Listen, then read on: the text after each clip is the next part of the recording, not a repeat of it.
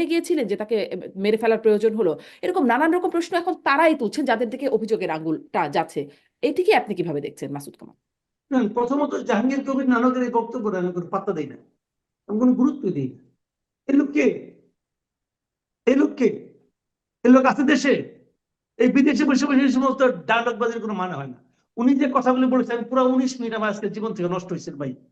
19 minute ধরে সে কথা বলেছে আমার জীবনের, আমার এই 19 মিনিটের দুঃখে আমি পাচ্ছি না। কি কেন শুনলাম এই লোকের কথা?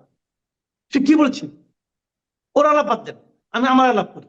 যে আলাপগুলো আপনি একটু আগে বললেন যে সরকার চাইলে সবকিছু করতে পারে, আমি এই প্রসঙ্গটা বলি। দেখেন, প্রত্যেকটা মানুষই চাইলে সবকিছু করতে পারে, আমিও করতে পারি।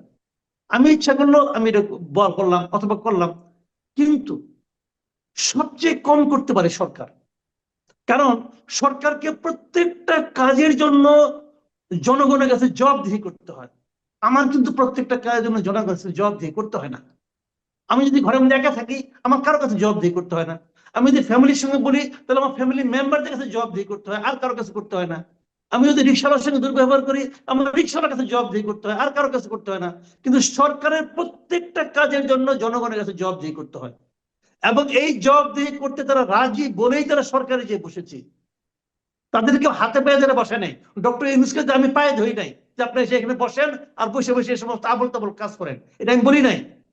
উনি নিজেই দায়িত্ব নিয়েছেন যে এই কাজটা আমি করবো এবং আপনাদের কাছে আমি জবাব দিয়ে করবো। এই জন্য উনি বলেছেন আপনারা মন খুলে আমার সমালোচনা করেন। এইটা বলেছেন, প্রথমে খুব খুশি হয়েছিলাম, পরে দেখি কি সমালোচনা করে সে শুনে না, পাত্তা দেয় না। তাহলে এই সমালোচনা মানে কি ভাই? আমি সমালোচনাটা কেন করতেছি? যে আপনি এই কাজটা ঠিক করছেন না, এটা আপনাকে আমি শোনাচ্ছি। আমি দূরের থেকে দেখছি আপনি কাজটা ঠিক করছেন না, আপনি আপনাকে সংশোধন করবেন। উনি বোধহয় সিদ্ধান্ত নিছেন এই কথা বলার পরে আমি ঘুমের ওষুধ খাবো, আমি কারোরটা শুনবো না, দেখবো না, আমার যা ইচ্ছে ঘুমের থেকে ওইটা আমি তোমার এটা করো, আবার ঘুমাই করবো। উনি ওই লাইনে গেছেন। এটা একটা আধুনিক লাইন হতে পারে। বিষয়টা হলো কি যে আওয়ামী লীগের উপরে যে অভিযোগটা ওনারা দিয়েছেন, দিতেই পারেন। এই অভিযোগ আমরা আগের গভর্নমেন্ট আমলে দেখছি।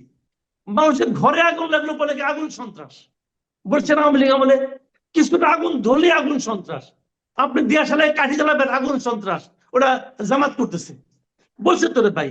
এখন এরা ওই লাইনে গেছে, মানে স্কুলিংটা চেঞ্জ হয় নাই, বুঝছেন? মানে আমি আগে একটা বললাম আপনাদের মাটির সমস্যা, মাটির দোষ রে ভাই। এই মাটিতে যারা এইভাবে পলিটিক্স করে তারা বোধহয় এই লাইনে চিন্তা করে। ওই একই স্কুলিং এর মতো আছে, একই টিচার, একই ক্লাসরুম, যে যা কিছুই হোক ওই কেষ্ট বাটাই চোখ। আওয়ামী লীগ আমলে মানে কেসটা জামাত খারাপ, পরিবর্তন হয়েছে। জামাতের আগুন ধরেছে, জামাতের আগুন সন্ত্রাস। বিএনপির আমলে কি হবে জানি না এখন পর্যন্ত। আর এদের আমলে কিছু বললে পরে ফ্যাসিবাদের দোষর, কিছু বললে পরে ফ্যাসিবাদের দোষর। আপনি কিছু বলবেন ফ্যাসিবাদের দোষর বলে দিবে, কারণ বলতে তো ভাই পয়সা লাগে না। তো এই যে বিষয়গুলো, এই বিষয়গুলো একটা সমাজের সুস্থতার পরিচয় বহন করে না। তুষার ভাই ডাক্তার মানুষ, উনি সুস্থতা আবার কি ভালো বুঝে, কিন্তু আমার কাছে মনে হয় এইটা সুস্থতার পরিচয় বহন করে না। আমরা এই অবস্থায় আছি, একজন এই অসুস্থ লোকজন পুরো সমাজকে সুস্থ করতে চায়। জামু কই? এই দুঃখ কোথায় রাখবো?